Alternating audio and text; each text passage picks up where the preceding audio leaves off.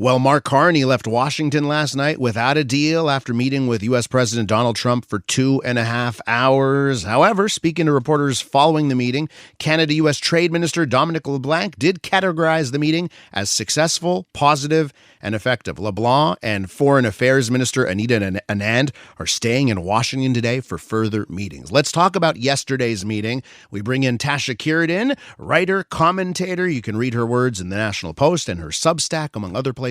Tasha, welcome back to the program. Hello, Elias. First things first, Tasha, let's listen to the praise that Mark Carney showered on the dear leader. Have a listen.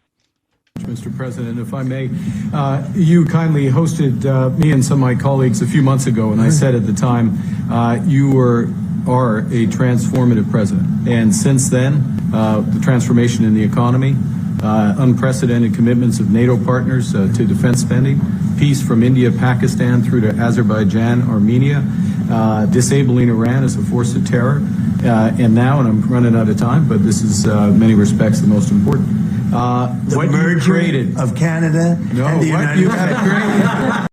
So that's how that started, by the way. That's how the big meeting started. That effusive praise. I've seen when other leaders or other business leaders are at the White House and they shower praise like that, man, we say a lot of nasty things about those people. So what was your take, Tasha, on that effusive praise that Mark Carney showered on the president? Well, it's incredibly clever, Elias. He is transformative, or transformational was actually the word that Carney had used the first time he met him. Is that a positive or negative? Take it as you will, right? It can go either way. There's no question Donald Trump is transformational. He is changing the world for better or worse. What Carney listed were several accomplishments. There's no question. He is trying to bring peace to the Middle East. If he does, fantastic. I would be the first to say, great. I have a lot of bad things to say about Donald Trump, but that one would be good. So I think Carney, he chose his words carefully. I don't think you can fault him. And I think that also he knows that that is what Trump likes. This is, this was an ego boosting for both, actually. But watching it by the end, there was another quote. I'm only going to play that clip when Trump said, "I want to be a great man too." At the very end, when Carney said, "Exactly," it's like, who's the bigger guy in the room? It's always his ego. So I think Carney did well there. I don't fault him at all. And I should point out, to be fair, right, Donald Trump did have some effusive praise for Mark Carney during the meeting. I'd love this guy to represent me on that front. Yeah. So where do you think it all stands here? Because obviously you've got the relationship between the president and the prime minister, but then you've got all the other underlings that are going to have to actually iron out the details. Where do you think we stand right now, Canada, U.S.? Who knows? Honestly, I don't know. Because yesterday everything looked, sunshine, rainbows, unicorns, Trump slapping Carney on the knee, even a hockey joke. But then Dominic LeBlanc said, "Yeah, we're just going to stick around." There was no deal. There was no movement on any specifics. And Trump said during the press conference when he was asked, "Are you going to lift the steel tariffs?" He says, "We're going to talk about that. That's for late. We haven't talked about that yet." The understanding was they were going to have a working lunch after this press conference. They had just met just before, so it wasn't like they had ironed out a bunch of stuff. It was really a preliminary. So we don't know. And that is that's the thing. Tons of countries around the world, Elias, are in the same position. And they have, happy moments with Trump. Like Modi had some happy moments with Trump, and then Trump slapped tariffs. Even though Modi had lifted his tariffs on the U.S., slapped them with a bunch over the Russian oil situation. The same thing, Japan. They had such a cheery meeting the first time the Prime Minister of Japan came to see Trump. Golf clubs, like remember he famously got them from Abe but once, and it was the same kind of thing. It was like, we love you. And Japan got whacked with tariffs too. So honestly, we don't know, and it can always change. It looks great now, so let's just go with that for the time being, I guess. Why do you think Donald Trump seems to like Mark Carney so much? And remember, yesterday he brought up, hey, he won the election, great. I mean, I think if today he'd win it even in a bigger way. Like, he seems to advocate for Mark Carney, and we saw it in the last election campaign when Donald Trump would weigh in on the Canadian election that was happening 6 months ago. Why do you think he does that?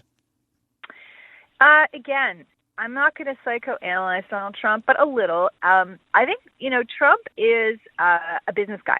And he does refer to that frequently, a real estate guy, a business guy. And he respects people who do have business acumen, economics. So Carney brings that to the table. Trump knows he's no fool. Like, he knows that. He knows that Carney is a smart guy. He understands business. And he's been around business circles as well, of people around the globe. He knows lots of leaders. He's very connected. So I think Trump looks at him as, I don't know if Trump looks at anyone as a full peer, but I think he looks at him as, at least close. So that's partly why. Why would he want him to win the election as opposed to Poilievre? Well, he said that guy should have criticized me. That he criticized Poilievre for criticizing him as a fellow conservative. And I think that's partly it. I think, he felt, it's all ego, right? He felt slighted that someone who should have been in the fold was taking him to task. And maybe he respects Poilievre less. I don't know, but the personal relationship, I don't know if they've ever met. I really can't say that. But I know that, in theory, the conservatives should be chummy with the Republicans. They usually had relationships, and they do still have relationships. But I think it's, again, a personality thing. And so, Trump just gets along with Carney. He didn't get along with Trudeau, at all. And their personalities were very different. Yeah. And so we're with Tasha Kheiriddin, writer, commentator, National Post or Substack. We're talking about the big Trump-Carney meeting yesterday. Let's get away from personality to policy, because here's where I'm wondering, well, can there be a deal actually made? Because it seems policy-wise, there's a wide schism now between Canada and the U.S. Donald Trump is drill, baby, drill, oil and gas all the way. I don't care about climate and any of those things. I don't care. We just want to expand the economy.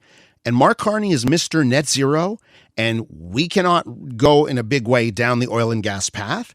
I look at how they've both of these countries have handled Israel-Palestine. On a lot of policies, there's now a huge gulf between Canada and the U.S. That was not the case before Donald Trump won election again.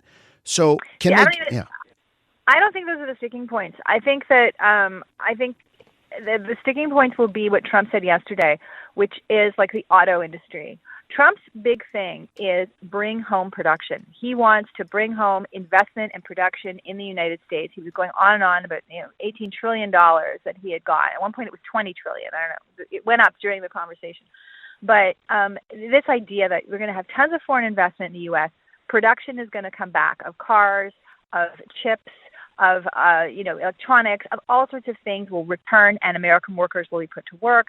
That's his game. So that's really where the sticking point is, because it affects exports that we have on things like cars. It affects exports on steel that goes into cars. It affects all these products that are involved in the transformation economy. And we are a resource-based country. So how does that square? Our lumber, all these things, that's where the sticking points will be. And they've always actually been. Honestly, in NAFTA, we had softwood lumber was in the, in litigation, so to speak, in the dispute resolution process for decades. It was going on and on and on. So it's not totally new, but that's his focus to me. So that's where I think they're going to have trouble ironing things out, because he did say he basically implied we will always have tariffs on Canada. There will always be tariffs. Obviously, it's a question of how much. So just to wrap up here, Tasha, it seems like this is about jobs, right? Like Donald Trump wants to steal as many jobs as he can from Canada if he's going to go after automotive and steel and the like. Yeah, he wants to, exactly. So Americans want cars made in America. I don't know if they really do. I mean, they buy a lot of foreign cars. Yeah, I know. But that's his point. I mean, you can make foreign brands in the States too. His point is that, so he wants to bring it home. It's a sort of a Rust Belt argument. It is the people left behind from manufacturing's decline.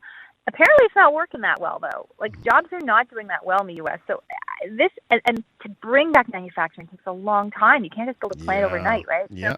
So I don't know how effective this will all be, but it sounds good, and that's his message. Tasha, going to leave it there. Thanks for hopping on today. Thanks, Elias. That's Tasha Kheiriddin. You can read her words in the National Post. You can also go check out her Substack where she writes there. Okay. I'm Dylan Playfair. And I'm Tyler Smith. We're putting loneliness in the penalty box by talking to some of our favorite athletes about the importance of friendship. This is Bromance. Bromance is brought to you by Charm Diamond Centers, proudly Canadian-owned and operated. Charm has been part of your love stories and bromances for over 50 years. And you can find Bromance on the iHeartRadio network or wherever you get your podcasts.